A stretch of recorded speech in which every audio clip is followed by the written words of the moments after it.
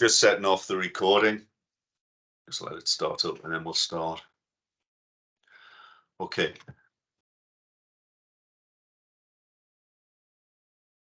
So, as Matt said, this is our 5th session. So this one is around fluid dynamics. So you've got the same files sent out as we had from all of the previous ones. So you've got the geometry file. You've also got an example, which only has the example content in it. And you've got the handout, which is basically everything other than the example that I go through in the PowerPoint that I've got on my screen. So, by all means, take notes, but you've got access to the data anyway to refer to afterwards. Matt said, my name's Mark Sharples from OnePLM, 30 plus years experience in Simcenter, structural, CFD, a wide variety of the toolkits within Siemens portfolio. And I'm going to take you through the fluid dynamics session today. The agenda is very much aligned with the way we've done the previous ones. First of all, we'll go in and have a look around the different fluid dynamic solutions that you have within Siemens. Then we'll go into a problem description, just so made up problem that we're going to go through and work out the kind of thoughts and process that you need to follow through to simulate it. Then I'll take you into actually working through creating fluid domains, explaining why we need fluid domains, why we need things that are different to maybe what we would do in normal structural simulation, doing the fluid dynamics solution, and then going in and looking at post-processing. So in post-processing for fluid dynamics, you might look at things that are different to what you would have done in a typical structural analysis. But we'll have a look at the different kinds of options available to us. And then I've got a conclusion slide, which will just explain some of the things that I think you would have to consider or decide as part of doing fluid dynamics within the portfolio that we're going to go through today.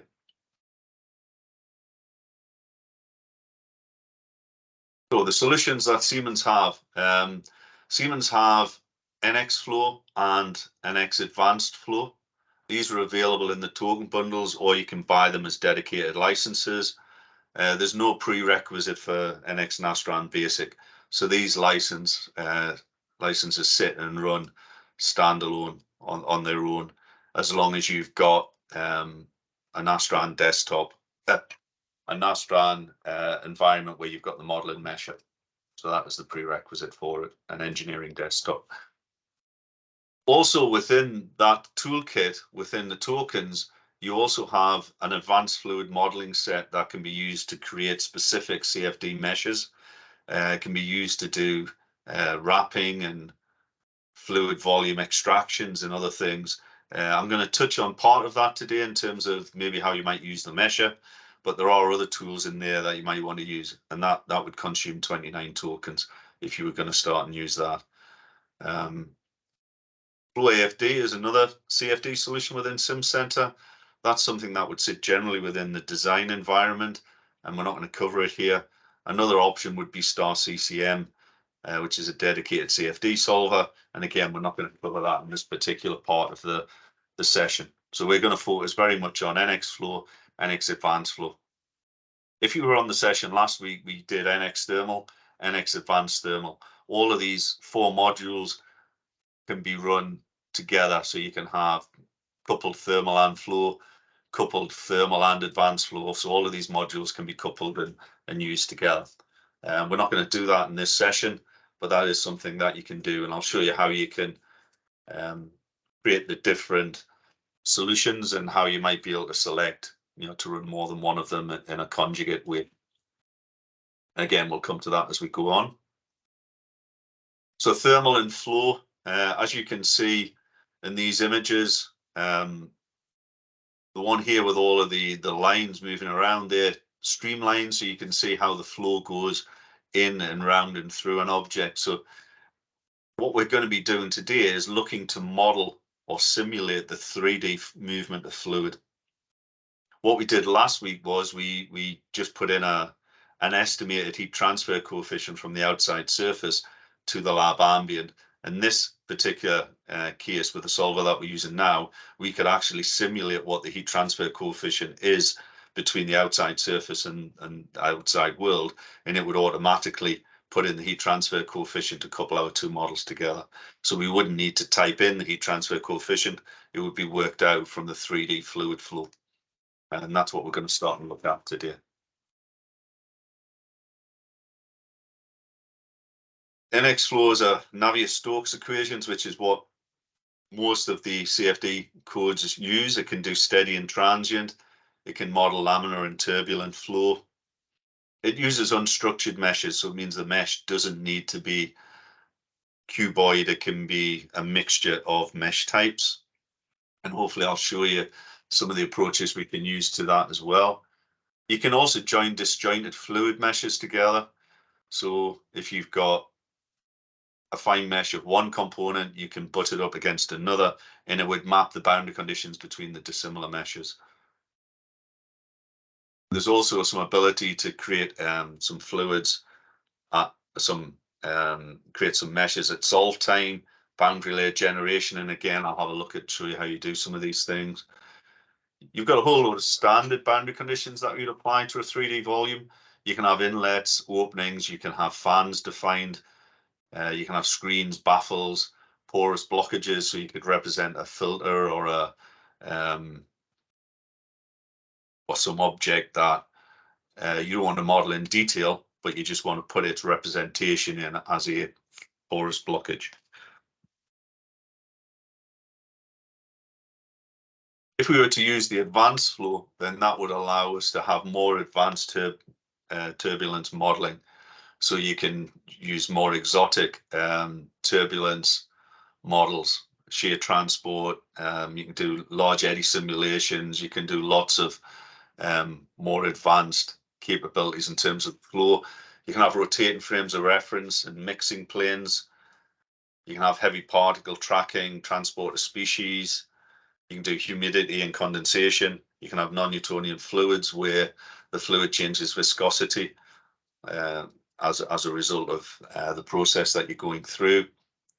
You can have active fan controllers. And as we had previously with NX Advanced Thermal, if you've got the advanced flow, that unlocks the ability to solve it in parallel. If you just got NX Flow, then you wouldn't be solving in parallel unless you had either the standalone license or you had the tokens available to allow you to run it in fully in parallel. Okay.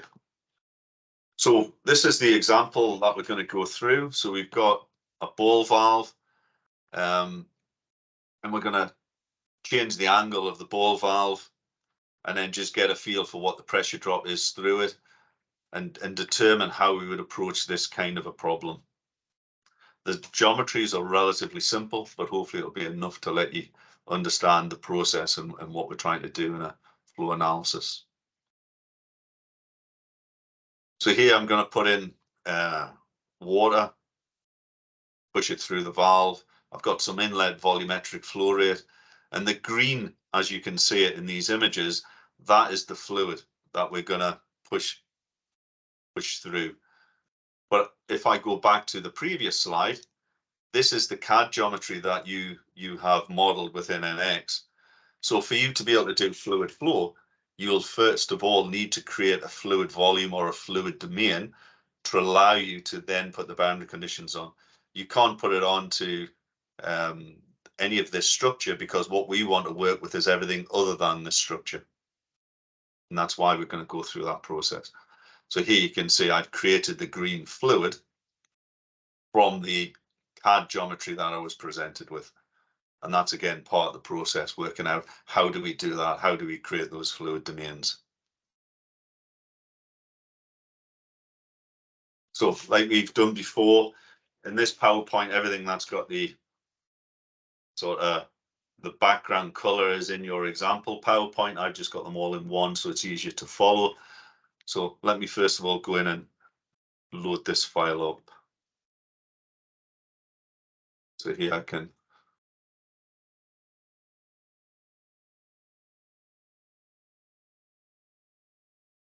open it up. It's an NX12 formatted file, so it means it should go into pretty much everybody's version of software.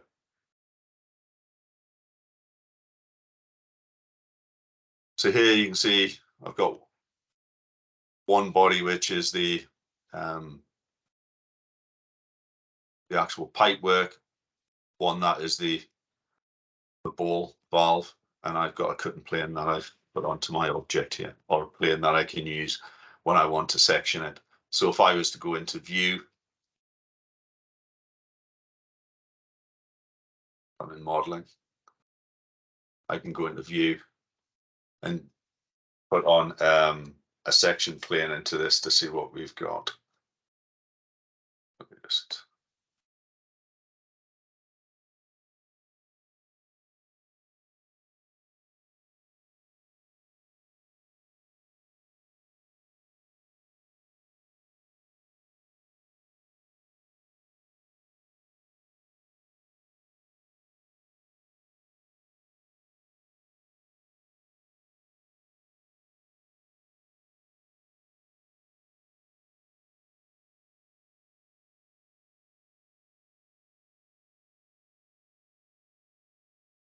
I haven't got it on my display, but here if I come into it, I can then pick this plane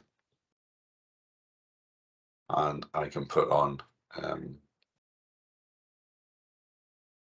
process as a body color. So here you can just use it to see what's happening there within the model. Okay, so toolbars are not switched on, so let's put on some of these. So that's us pretty much at the start point.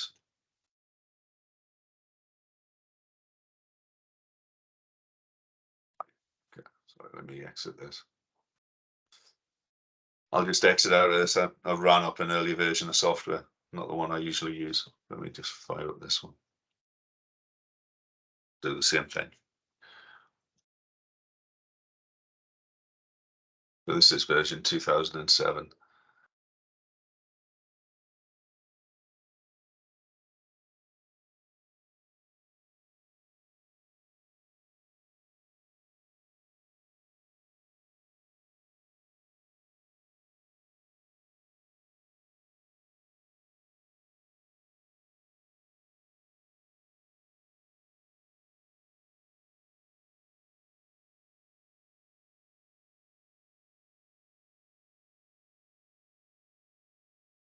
As you can see in here, I've got the look and feel the way I'm used to seeing it.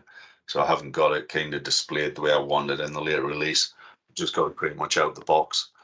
So here, I can put on my clip section, edit the section I want to use.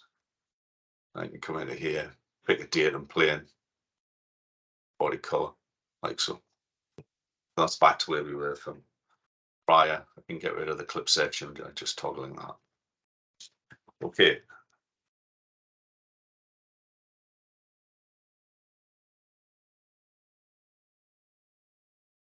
The process that we need to follow through in fluid dynamics is you need to create a fluid volume that you're going to simulate. Do you have the fluid volume? Sometimes you can just model the fluid volume directly, so you don't need any geometry to represent ductwork. You might just sketch the actual geometry itself to represent the fluid if you're not interested in having it interacting with anything else. And then you can put your boundary conditions onto that. So you actually physically model the fluid volume. Or do I need to prepare my geometry to create the fluid volume, which is what I'm going to show you in this particular problem? Now I need to have a think about, well, where's the fluid coming in? Where's it leaving? I also said about, are there gaps? In this particular example, my orange parts of it actually form a watertight volume. If I had weld reliefs on there and there was gaps, then I might need to produce the fluid volume in a different way, or I might need to get rid of the gaps to then allow me to do the process I'm going to take you through here. If I use the wrapping tool, then I can handle gaps in geometry to still create the fluid volume. I'm not going to go through that process in this session. I'm going to keep it very much around something that's got a nice watertight closed volume. That is something that you need to bear in mind when you're doing CFD. So the process, create the geometry to create the fluid domain or prepare it to do that. And I'm going to use Synchronous Toolkit to do that because I've got a lot of nice tools to allow me to simplify it, make it fit together the way that I can then start and use it in a simulation. And then going to mesh the fluid, either using just normal Simcenter's mesher, or I'm going to use the CFD modeling mesher tools. I'm going to do both of them in this example, just again to give you a feel for what the two solvers are and different approaches you might do. Then you would solve for flow, review the flow results, and then you might perform some what ifs, or you might modify the geometry, expect your fluid domain to update, your bound conditions to update, and then you'll resolve it and start and look at the results, which is what we're going to do in the session today.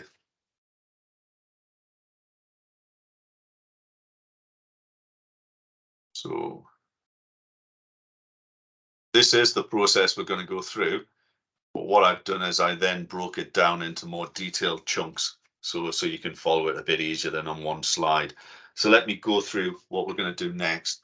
We're going to create an idealized part and use wave linking to allow us to create the fluid domain. So what we're going to do, go into pre-post.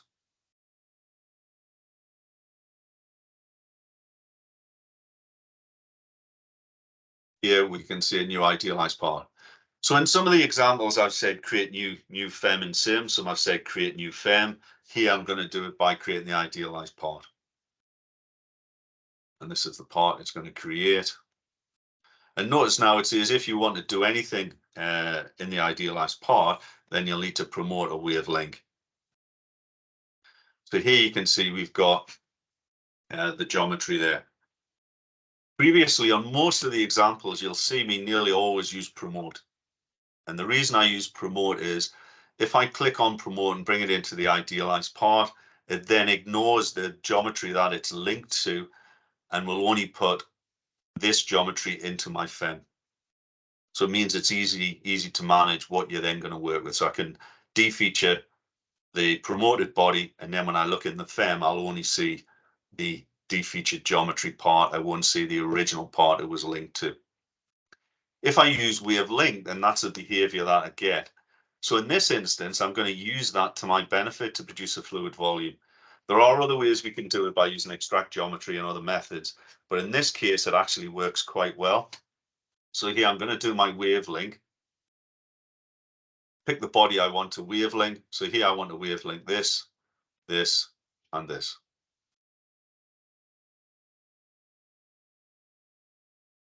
Like so. But now when I hover on the screen, I've got visibility of my original geometry that sits within my CAD part. So within the idealized part, I've now got visibility of both entities. So what I'm going to do, and what I do in the PowerPoint, is give you an approach that we can use where we can control what's visible. So what I do now is I go back to my base part and I want to hide off the bodies that basically I created the wave link of. So to do that, I can just simply hide them away, or I can move them to a layer and then switch that layer off, which is what I'm doing here. So I'm going to use a command move to layer, select the bodies I want to move to the layer, and then work with it.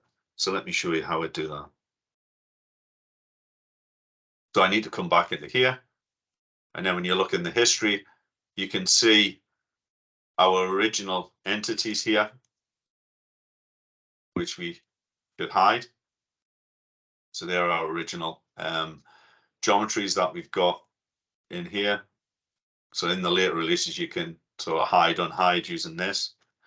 What I want to do is move them to a layer. So here, if I go tools, format, move to layer, I can pick whatever I want to move to a layer. So I can pick those bodies and move them to a layer, say layer 50. And now if I do Control L or go into layers, then I can show or hide layer 50. So if I hide it off, then I come back into my idealized part. See, when I hover on the screen, I've got my linked bodies here, but now I don't have the duplicate that we had before because I put them on a different layer. So if I then do Control L, display it, now I've got all my duplicates like I had before. So I'm just using the layer to get rid of the original entities that I might not want to work with. So you can use layers to kind of manage that. And that's one of the things we'll see when I create the FEM. Some of the things that I've shown you there are the things that happen when you work with a FEM as well. Okay, so we've got our linked geometry that we're interested in, and I've played around with layering. So hopefully these slides will take you through that process. Then what I want to do is unite the solids. So the first thing you want to form is a single solid that forms the watertight outside. Then what we're going to do is use synchronous to produce the fluid volume. Okay, so if I go into modeling, in my idealized part, I can see unite. So here I can see I want to unite this one to that one, to that one. Like so. So now if I come here, solid body, I only have one instead of three because I've united them all together. Now what I want to do is use the synchronous toolkit to produce the fluid volume. So let me show you how that would work. So here, if I say delete, I can delete individual faces. And here you've also got some selection intent. So you could say pocket or ribs or bosses. The easiest one to use for this particular instance, I find generally is region face. So if I said region face, I can pick the inside, pick where it goes until, like so, and then hit the middle button. And that basically would remove all the insides. So that would make it one solid tube. But what I want to do is to delete every surface other than the ones I've just picked. So if I come to the top right, I can come into selection. And then here, I can switch on all but selected, which isn't normally on by default, which I've got here. If I click that, then that then automatically deletes every other surface other than the ones I've picked using region and automatically caps the end. So when you OK that, you've now got your fluid volume. If I now do Control L, I can put those back on. So now you can see what we've got in here. Let me just take that off for the moment and we'll do an edit. Object display. We'll pick the solid body. We'll just make it green so we can tell what's going on, like so. Now, if we do Control L or layers, we can put that on and display it. Then we can go back to our view, click that, and we can use that section there. The color, like so. So now we've got our fluid volume. And we've done that using synchronous to help us generate that.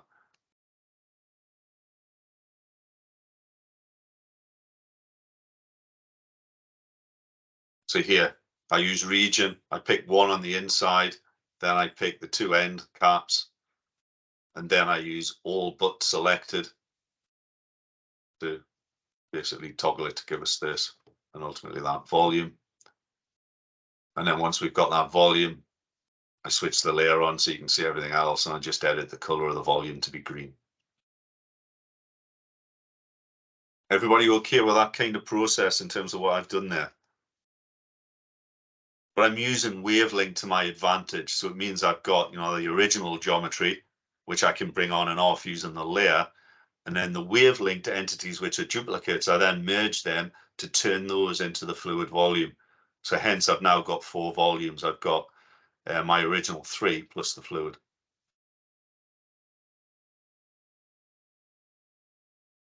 Okay. So as you can see now, we've got our fluid domain. So now we're going to take it through and start and mesh it up.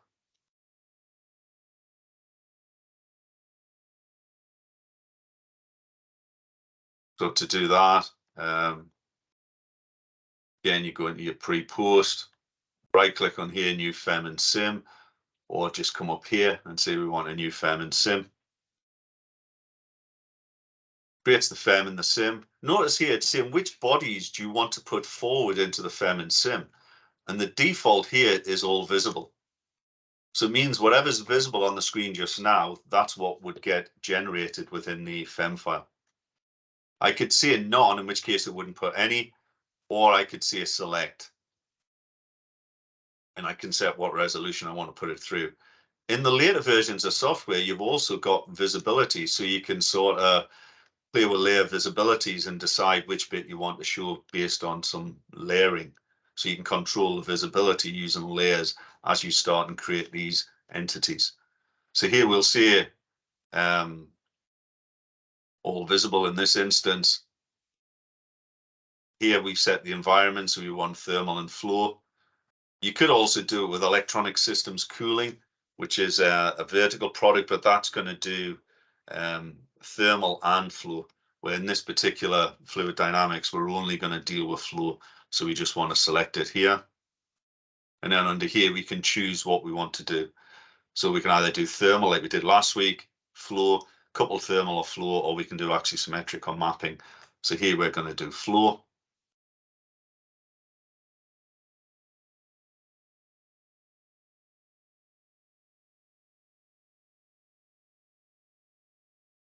And here it's going to create a thermal flow. So we've got our flow as we did.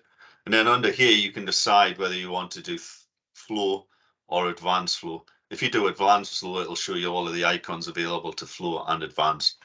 Here, we're just going to do flow. So we'll create the solution. So when we're into creating the solution, remember there was different models that you could apply, turbulence models that you might want to apply. So these are the ones that are available to you in the lamina, in the base solution.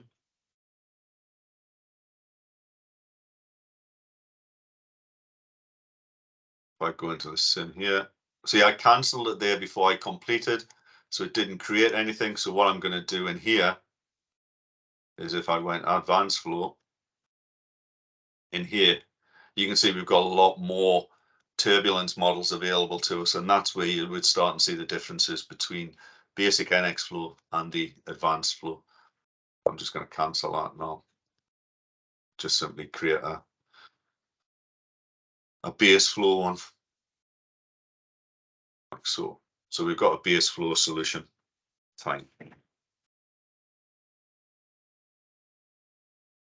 So in here you can see I select these options when I create the FEM and SIM, and this is what you see within the navigator. So here you can see the 4 polygon bodies now that we've generated. So remember, a polygon body is different to CAD geometry that you have in the idealized part and the base part. These are geometries, polygons that have been generated from the CAD geometry. Okay.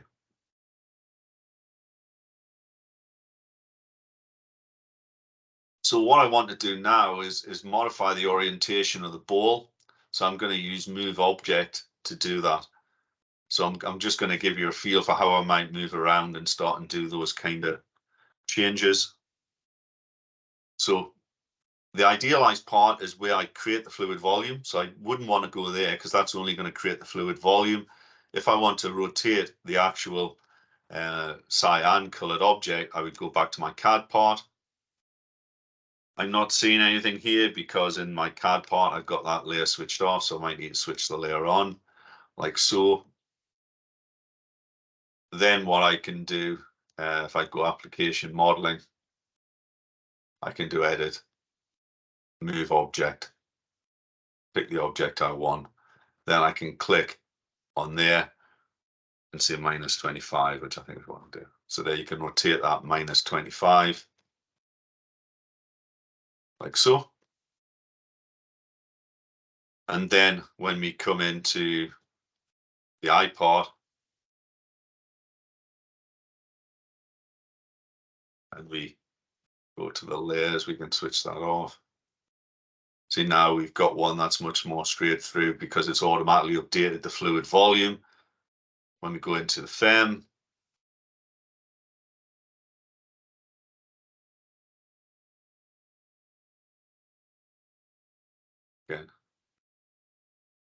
should have automatically updated to our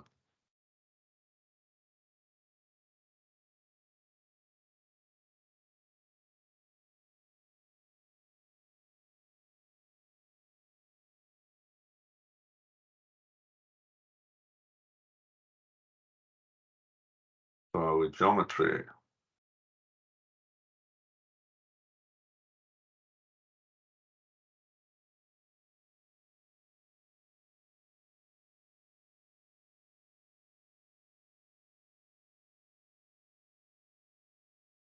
In here.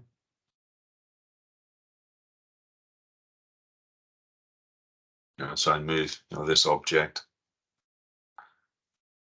You should see that the dates, and then we can work with it.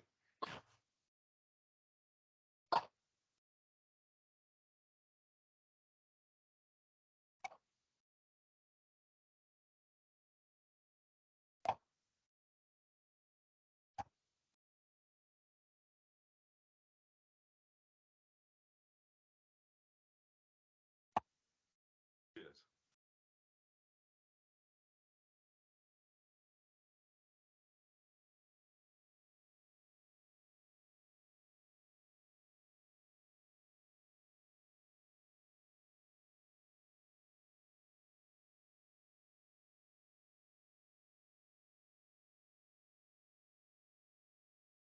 Mark, I don't know if you're still speaking, but I haven't heard anything since the dog interrupted. No, I was just thinking why my geometry isn't aligned there. So that looks as though it is right in terms of the fluid volume. Yeah, because that fluid volume is in line. Yeah. But when I go into my FEM, it hasn't updated the position of this ball for some reason. The fluid volume is correct, yeah, because it's changed, but this one hasn't. And I don't understand why at the moment, why that would be.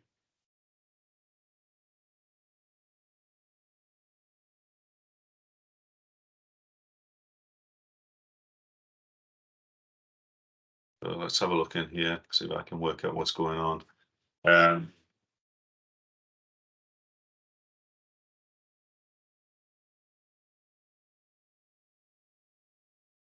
So here I can, when I've got this sub window to see what I want to put into the FEM, I can also use my layers and my visibility in here.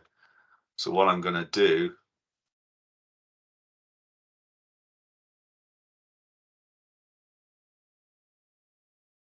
hide them off and see they're aligned correctly. It's interesting.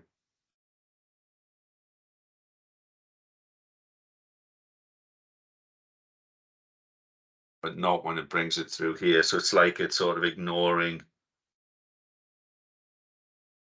the wavelength for some reason. Okay. Okay.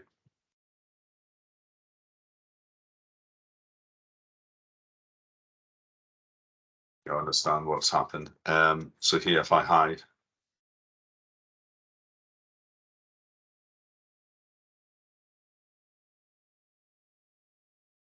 that's in the right position. So what I need to do here is if I see a promote and I promote this solid body, then when I come into here, I should get I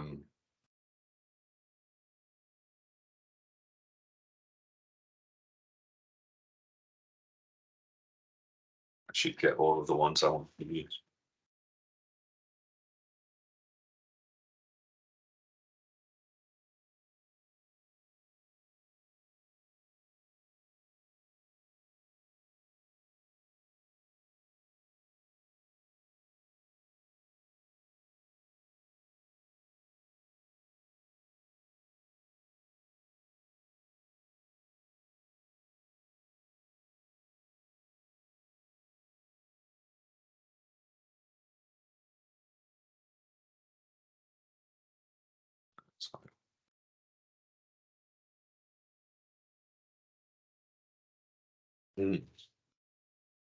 So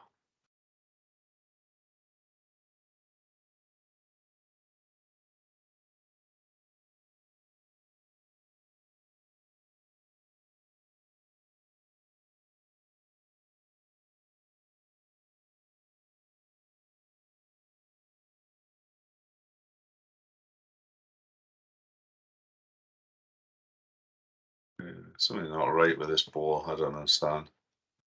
I'm not going to use it in the analysis here, so it doesn't actually matter, because the volume that it's generating here is kind of what I was expecting to use. So we'll just use this anyway. But when I go back through, I can still change it, and it should change back to with the ball at a particular angle. So I don't understand what I've missed a pick somewhere. So once you've got the fluid volume through into the FEM, then what you need to do is go ahead and mesh it. So what you do within fluid flow, which is different to what you would do within structural, here you're going to use TET4 elements. So you're going to use linear elements rather than parabolic.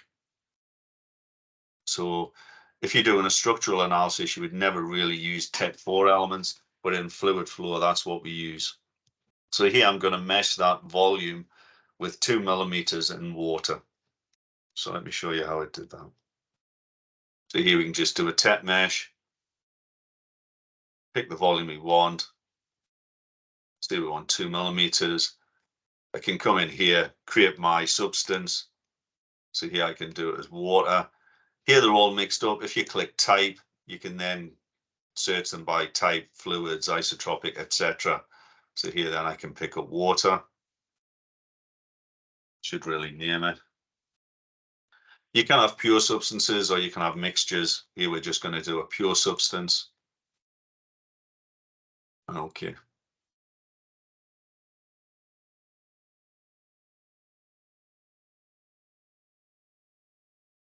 Like so. If you like to change the colors, you can click in here and change that. If you want to edit the display, you can make this black. It's just so you can kind of see some contrast or see what's what. So here we put some mesh on that. We could just take that and start and work with it. But what I'm going to do is take you through the process of doing it using an alternative approach by doing it using the hybrid mesh, which is part of the fluid modeling toolkit. So let me show you how I did that. And these are the commands. So when you go in, I'm going to delete the TET mesh, and now I'm going to use the hybrid mesh, but you could use hybrid from Shell as well. And these are ones related to the CFD fluid meshing. And hopefully I'll explain what you get when you do it. So let's delete the TET mesh. So here we can just delete. I'm not deleting this because I want to use the collector. I want to apply water to whatever mesh I have. So there was no point in me deleting that. If I deleted that, then I would have to recreate a collector for water later on. So that's why I've just left it. So when I create the hybrid, I'm going to do 1 millimeter size. Again, TET4. So here you come into hybrid mesh, pick the volume, put in your size, choose whatever collector you want to use, and then okay. So that looks as though you've got the same as what you had before, obviously just a bit smaller. But if I was to switch off TET elements, what you can see there is all of the big regions, it's done them with nice brick elements. It's done pyramids to transition from those bricks, and then the bits that had to fit on the outside, it's done them as tetrahedral elements. So that's what a hybrid mesh is. So it's bricks, TETs, and pyramids. And that's something that comes from the fluid modeling set to allow you to do that. So here you can see what the net results are. It's here, so you can see, the bricks, the pyramids, and then the overall model. If you want to control boundary layers, which a lot of CFD people are quite, they want to control the boundary layer so they can control what result they're going to get. To do that, we can go into mesh control. And then here we can click boundary layer. We can pick the surfaces we want to do it on. Here, I'm just going to pick these two. 3 layers at 0.5. Okay, so notice you can see now I've got a density here that I can right click edit. It also sits in here under mesh control boundary layer, but now it needs an update. So if I hit update,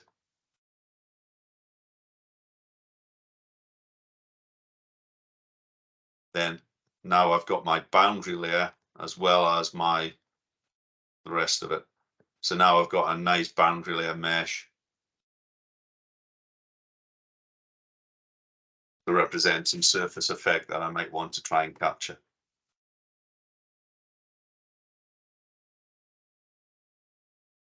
Okay, so that's what I'm doing in here. I'm using those. You can also use these mesh controls for normal meshing when you're doing it with a structural solve, but you've also got some that lend themselves to CFD, like this one. Now we're going to go in and put an inlet flow, and we're going to put an opening to put our boundary conditions in. So let me show you how you would do that.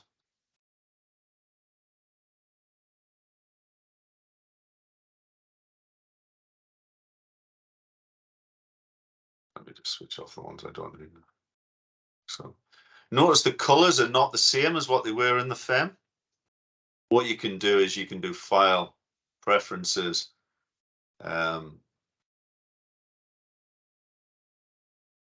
model display, and then what you can do is you can see it. You want to keep the FEM mesh color, or you can bring them through. So if you spend the time coloring it, then you can see that you want that to happen through in the sim file as well. Okay, so if we're going to put the boundary conditions on, heat load is where we put thermal loads. This is where we put couplings to the outside world, or temperatures or initial conditions. So here what we're going to do is a flow boundary condition. We want it to be an inlet flow. We want it to be a volume flow, but we could choose one of the others. We're meters cubed per second, and here I think it was 301. What you can do here is if you come down, make constant, then it'll tell you what that is converted to liters per second or other values. So if you go make constant, you can do that. If I just toggle this and I change the unit, it keeps that number the same, but changes the unit. Here, it will actually do the numerical conversion for you. Again, just a sort of thing within the user interface, which you might or might not have seen before. So here we're going to pick that surface for our inlet flow. We're going to do not an outlet flow, because what an outlet flow does is it would pull the fluid out of the domain with a given volumetric flow rate.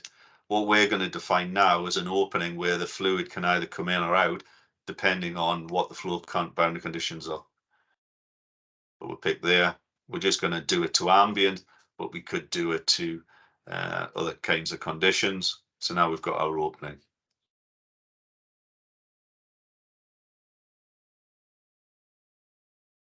Like so. The next thing we're going to do is solve it. One thing you can do in here is you can set up the solution units. So here it could be current part, but if you wanted to, you could change it to BSI. So you can change what unit set you're going to work in. So now we solve that.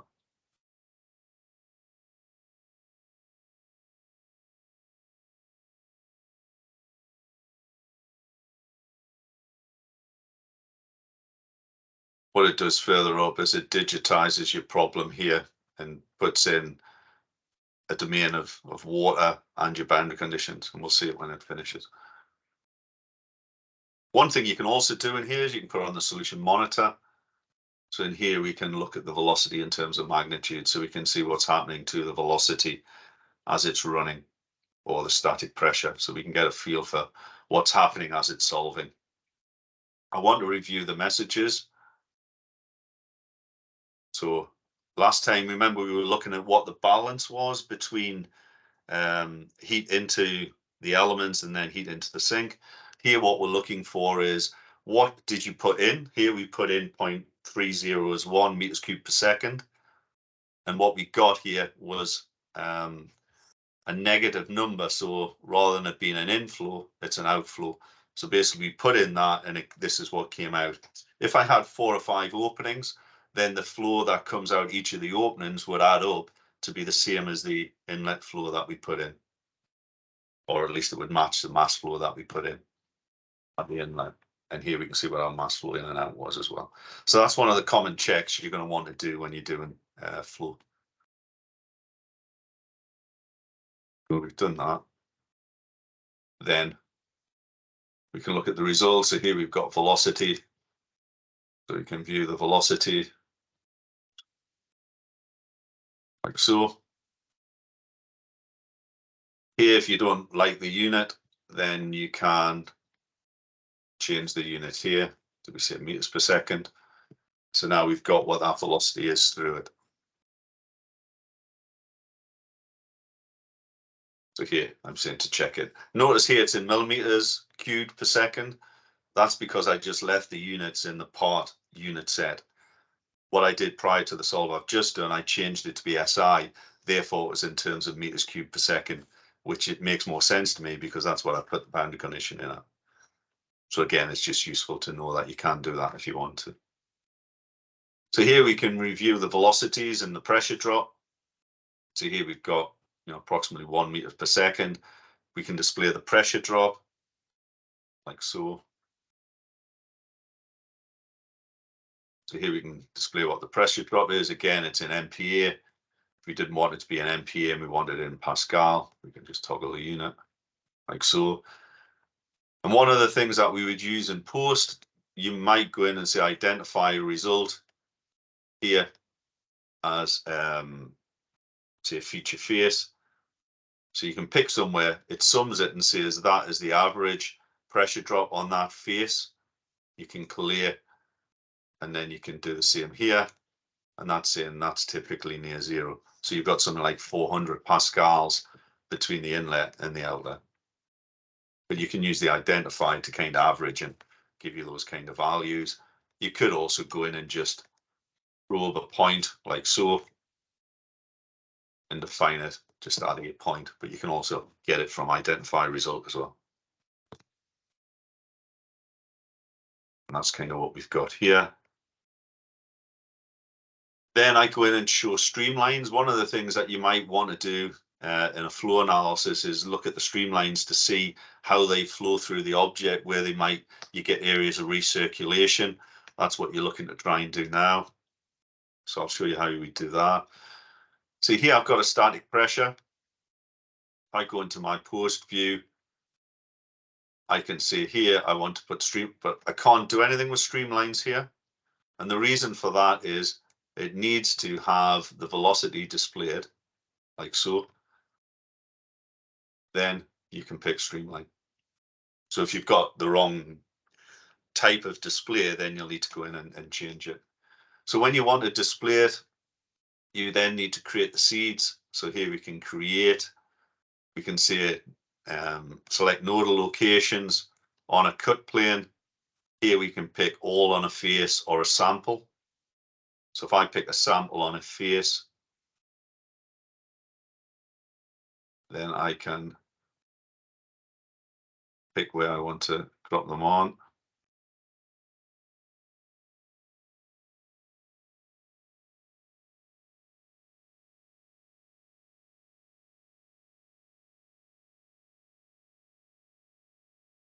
So here I'm doing it on an external point rather than a point on a cut plane. If I had a cut plane, I could pick a point.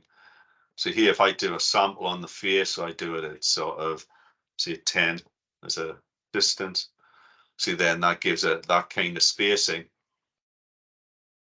to display how the fluid trace lines behave. So here we can remove those, maybe put more on a particular face. So here we could put this down, say 2, pick it, and then you can see how they go through the domain. Okay, and then you can change the way it's displayed. So you can do it by tubes or bubbles, whatever. So you can sort of see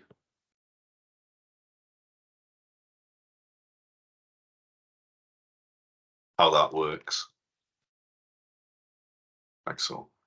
Yeah, so you can sort of see how the flow goes through it. So you can see it gets a higher velocity as it goes through the area that's sort of next slightly by the ball. So we've got a little bit less area there than what we had at the start.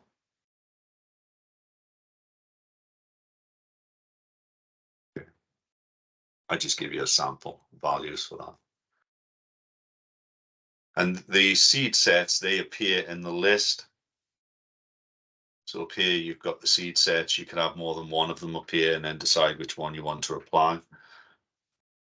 So that's really the typical post-processing that you would want to do. Notice your model is actually grayed out as well. There are ways that you can get it where you can display the CAD model and then overlay the velocity vectors onto it, so you can get quite nice looking, displays for reports, etc. Again, I'm not going to cover that specifically here, but you can do those kind of things as well. Okay, so what I do finally is I go back and change my part geometry again, and then it will update, and then we can rerun the simulation. So hopefully this time it will update to reflect what I wanted to do. We can go back to the main design.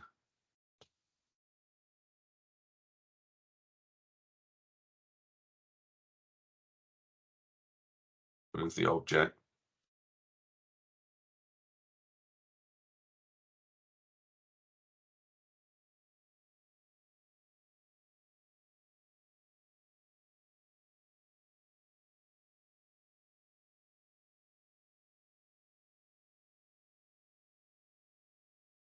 So here you can see it has updated that.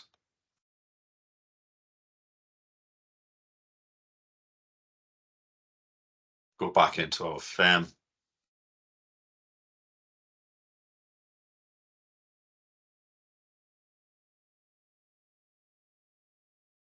You see now it updates and it fits to where it's supposed to. But that was kind of where this one came through originally. But now you can see, my mesh refinements were applied to geometry, so they update.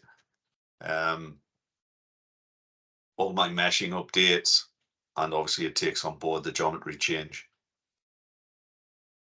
So that's one of the benefits of Simcenter, is that it's very associative to the underlying geometry. So we come back into our sim file. Notice our boundary conditions have come through, because again, they weren't applied to the element faces, they were applied to the geometry. And as long as the geometry face still exists, then all of these boundary conditions map to it. So what we want to do now is solve this and see what difference that makes by cranking this valve round. So if I just resolved it, it would overwrite the original result. So what I'm going to do here is clone. We've used that a few times in the past sessions that we've done, and now what we can do is solve. Any questions on what I've done so far?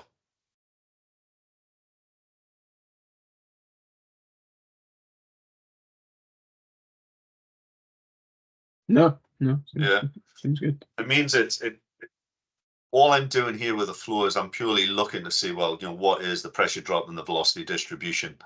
If I wanted to see, well, if there's heat going into the housing, how does that heat then go into the fluid? And I could do that.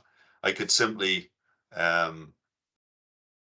change my model to be a coupled thermal flow, then put my heat into the housing, and then it would automatically be transferred into the fluid. Do you want me to do that just to give you an idea on how they can couple together?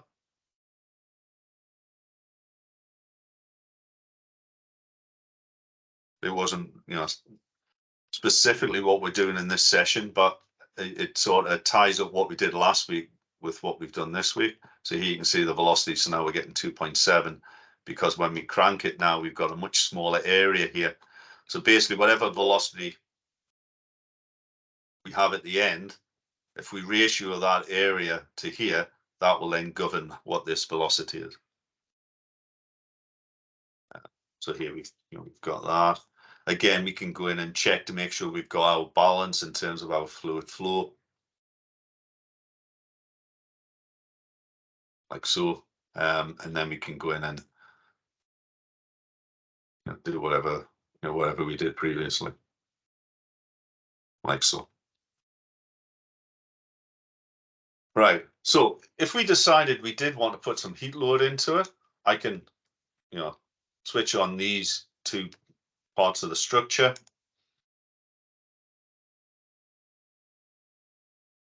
I can go into my FEM and I can just mesh these like so, with maybe 4 millimeters. I don't want them to be water. I want them to be, say, aluminium. Choose some aluminium.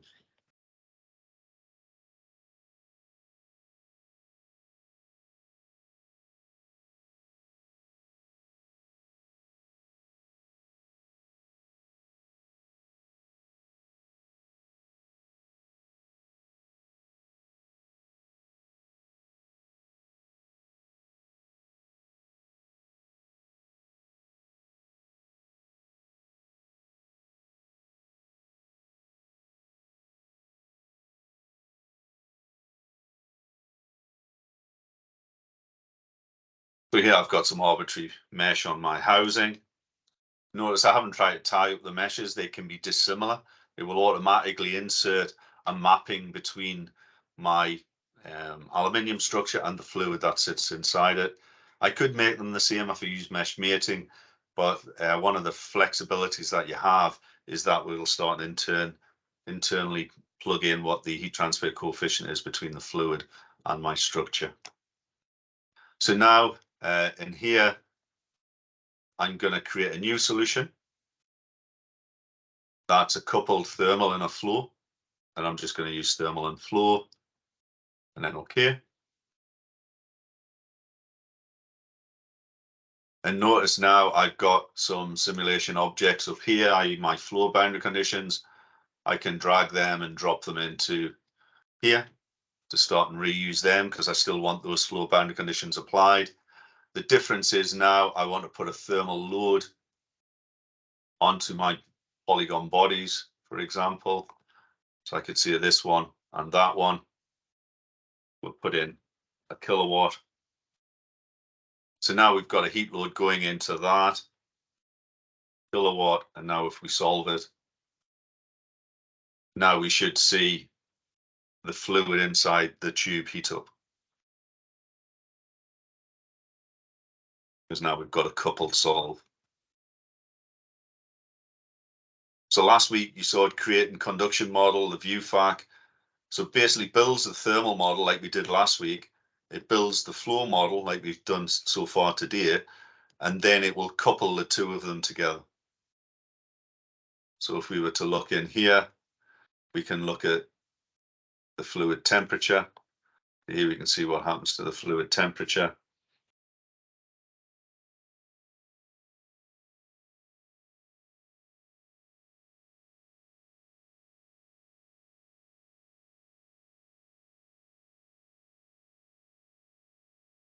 You've got some areas where you don't really have any real flow. So you can see in these sort of blunt corners is where all your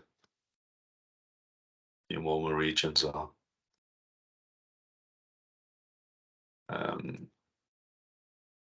If you look at temperature degrees C, then you can see what temperature the housing's getting. So we've got 50, 203 up here because it's got to conduct all the way down to then get into this fluid to then heat up the fluid. Yeah, because we don't have any fluid inside the top bit. So it has to kind of come down and then spread into here.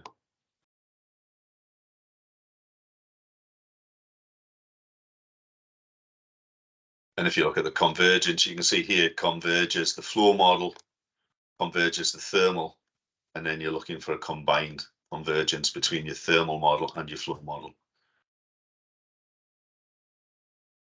But then the good thing is in the later releases of software, you can actually visualize it as it's solving, so you can get a feel for what's going on.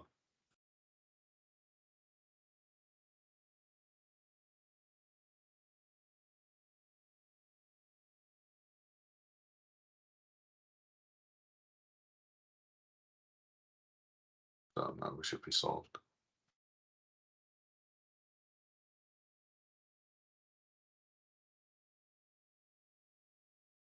So here it's saying how much heat did you put into the non-fluid element. So I put in this number here, yeah, which is my 1 kilowatt. And it said how much was convected from the to the fluid was 1 kilowatt. So I put in 1 kilowatt into my solid elements and a kilowatt went into the fluid. So obviously I've got the balance on the thermal side. And then when I look on the flow side, again, I can look to see that I've got my convergence on the flow side as well. So this time the results we get will be different because what we've got now is not just the velocities like we had before and the pressures. Now we've also got temperatures. So here we can then look at the temperature of our housing. Interesting, we've got some difference at the top.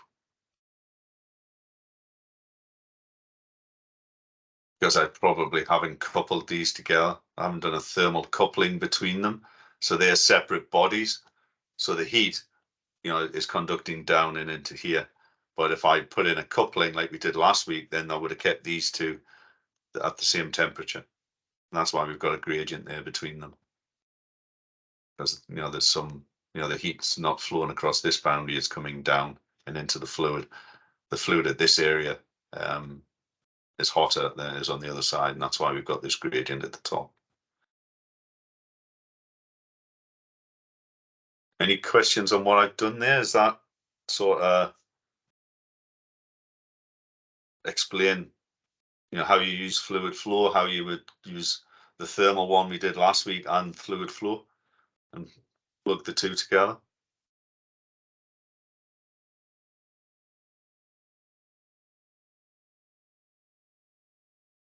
No, that's a good example. Yeah, I mean, we could put in that thermal coupling, like we did last week. So if we come into here,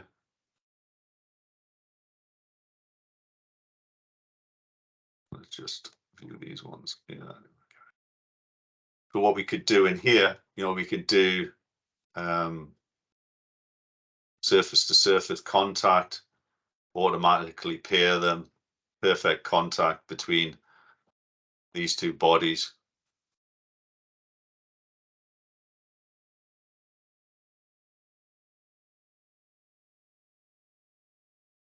Okay, and what that will do, remember we did show only last week, so that's joined them together thermally.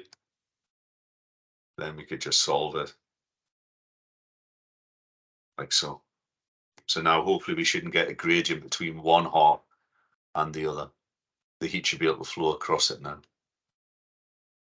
So that just kind of ties it up with what we did last week.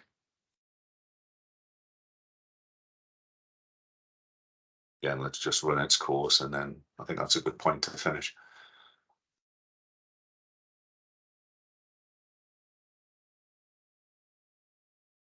And here you can see, heat balance, it's telling us on these iterations, how much is going to the fluid, how much is applied to the solid, so we can sort of see how it's converging.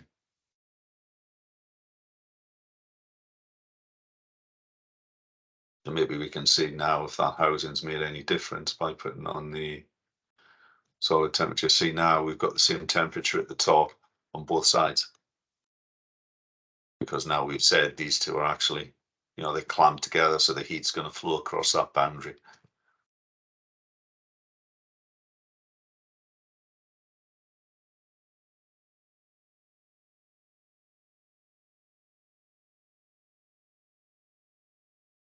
I can't abort it at this point. And it converts the results, warning me that it's not converged yet.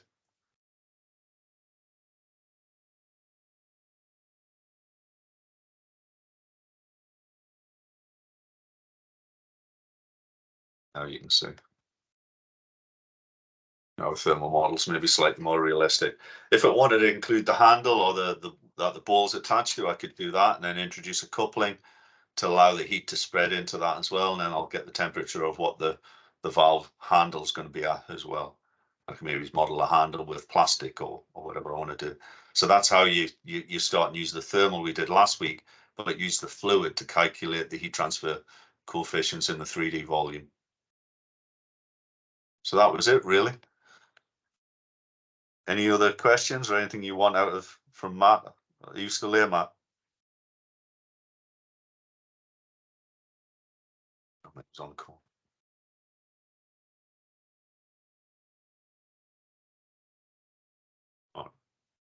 So if there's no other questions, then we'll sort of finish at that. I'll save the recording, and as Matt said, if people need to get access to it, then you can get access to it at a later date. But thanks for sitting through the either all 5 or a selection of the sessions that we've done. Hopefully everybody found them beneficial. But if there are any questions, route them to myself and Matt, and we'll try and answer them for you. But thanks for attending. Yeah, thanks, Mark. That's been really good. All right. Yeah, it's great.